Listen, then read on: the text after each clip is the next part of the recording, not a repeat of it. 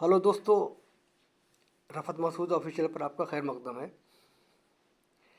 दोस्तों, बिहार में उठापटा ख़त्म हो चुकी है और नीतीश कुमार, जिन्हें लोग कभी पलटू राम कहा कर सकते थे, वो पलट कर अब भाजपा के पाले में पहुंच गए हैं।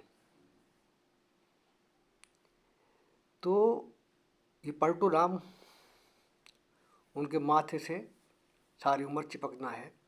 जो तमगा उनको मिला है, जो टैग जो मिला है, तो नीतीश कुमार को पता नहीं, अगर छोटा से छोटा इंसान भी है, आज जो जिस किस्म की उनके साथ में चल रही है मामला, लोग उनको क्रिटिसाइज कर रहे हैं, उनकी मजाक उड़ा रहे हैं। शायद मेरे ख्याल में उन्हें अंदाज़ा था या नहीं था। अगर अंदाज़ा था तो मैं समझता हूँ कि उनसे नादान और उनसे कमज़ोर सियासतदान इस वक्त नहीं है। और अब मैं चाहूँगा ये कि नई से जो सरकार थी, नीतीश कुमार और केसी यादव की, उसने बहुत अच्छे काम किए थे और उसमें तकरीबन 2.5-3 लाख नौकरियां दलित, पिछड़े, अल्पसंख्यकों को तो खैर नौकरी तो था भी नहीं और मिलती भी नहीं है। कांग्रेस के दौर में भी नौकरी नहीं मिली, लेकिन जो दलित थे, पिछड़े थे, ओबीसी थे, उनको नौकरी मिल रही थी। लेकिन ये बात मनुवादी को, आरएसएस को और भाजपा को पसंद नहीं आई थी कि ओबीसी जो है ना, वो अच्छी पोस्टों पर रहें। अब ऐसा मुखालफत जो है, क्या वो दलितों के लिए, पिछड़ों के लिए, ओबीसी के लिए जो भाजपा कर रही है वो ठीक है? और अगर ठीक है तो दलित और पिछड़े को क्या करना चाहिए? क्या उन्हें ऐसी सरकार को वोट देना चाहिए जो उनको नौकरी नहीं दे पाए, या ऐसी सरकारें चुननी चाहिए जो उन्हें नौकरी दें, जो उनके परिवार का, जो उनके बच्चों का ख्याल रखें? तो मुसलमानों को तो मैं कहता हूँ कि कांग्रेस के दौर में भी नौकरी नहीं मिली थी, और अक्सर मैंने देखा है कि मायावती के दौर में भी बहुत कम नौकरियाँ मिली हैं, और जो मिल गई थी वो धोखे धागे से मिली है।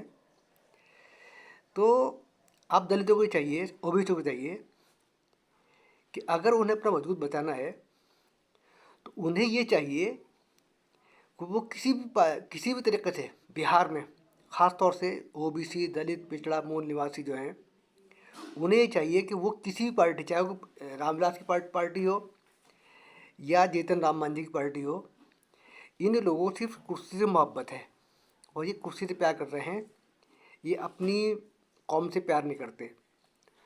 तो बिहार के लोग, अगर मेरा ये मैसेज सुनना हो, उसमें ख़ास तौर से दलित, ओबीसी, पिछड़ा, जिनका 62% वोट है, वो ऐसी सरकार को और ऐसे नेता को, ख़ास तौर से नीतीश कुमार जैसे लोगों को, कभी भी अपना वोट न दें, ताकि उनका परिवार और उनके परिवार का, बच्चों का भविष्य जो है वो सुरक्षित रह सके।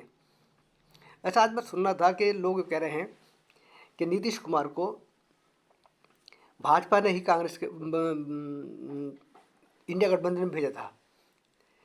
तो अगर भेजा था, चलिए वो वापस लौट गए हैं भाजपा में, तो उनको कितना फ़ायदा होगा ये लिख लीजिएगा कि नीतीश कुमार ने अपनी ज़िंदगी की ऐसी भूल कर दी है कि शायद कोई नेता इतना बदनाम या इतना ज़लील या इतना कमज़ोर नहीं होगा अपने लाइफ में।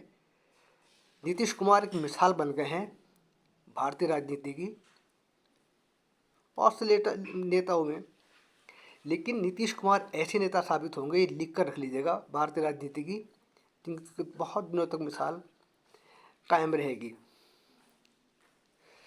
तो आज उनका मिसयूज़ कर लिया है और मिसयूज़ होगा जब तक वो रहेंगे। तो अब लोगों को ये चाहिए, मैं कहता हूँ कि उन्हें ऐसी पार्टी को वोट देना चाहिए जो उनके और उनके परिवार के लिए फ़ायदेमंद हो।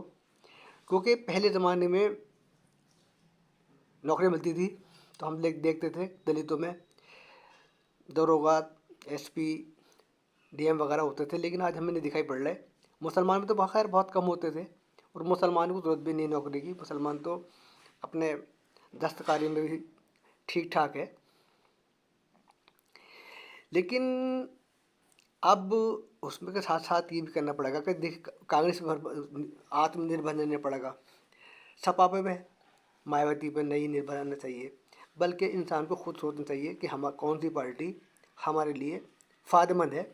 इसी के साथ साथ मेरा कहना कांग्रेस से भी ये है कि कांग्रेस को अब अपने बलबूते पे आगे बढ़ना चाहिए, और जितनी बाकी इंडिया गठबंधन जैसा फैसला हुआ है कि उत्तर प्रदेश में 11 सीटें अखिलेश ने दे दी हैं, और एक सीट जो है 7 सीटें मिली हैं जयंत को, और एक सीट चंद्रशेखर को मिल रही है आज़ाद समाज पार्टी के जो लीडर है नगीना से। तो इन पार्टियों सभी लीडरों को एक जगह जमा होकर नीचे अपने नीचे लेवल तक अपने सभी कार्यकर्ताओं को एक साथ बिठाकर ये फैसला करना चाहिए कि उनका वोट, जैसे पहले जब बसपा में और सपा में जो अलायंस हुआ था, तो उसका अलायंस तो हुआ था, लेकिन दलितों का वोट जो था ना तो सपा के कैंडिडेट को मिला और ना ही यादव का वोट बसपा कैंडिडेट को मिला था, इसीलिए वो जो था अलायंस कमज़ोर हुआ था। अगर सभी लीडर दलित, ओबीसी, पिछड़े जितनी पार्टियां हैं वो गठबंधन तो करें, सीटों का शेयरिंग तो करें, लेकिन साथ साथ में अपनी पार्टियों के लिए जो है जो नेता हैं उनको भी आपस में बिठाकर बिलाएं, और ये काम कांग्रेस को बहुत लंबे जल्दी ही फ़ौरन कर लेना चाहिए। दोस्तों, मेरी आज की बहुत छोटी सी वीडियो है, और बिहार के ख़ास तौर से जो मेरे दोस्त देख रहे हैं बिहार से, वो ख़ास तौर से मेरी इस वीडियो को ज़्यादा ज़्यादा शेयर करें।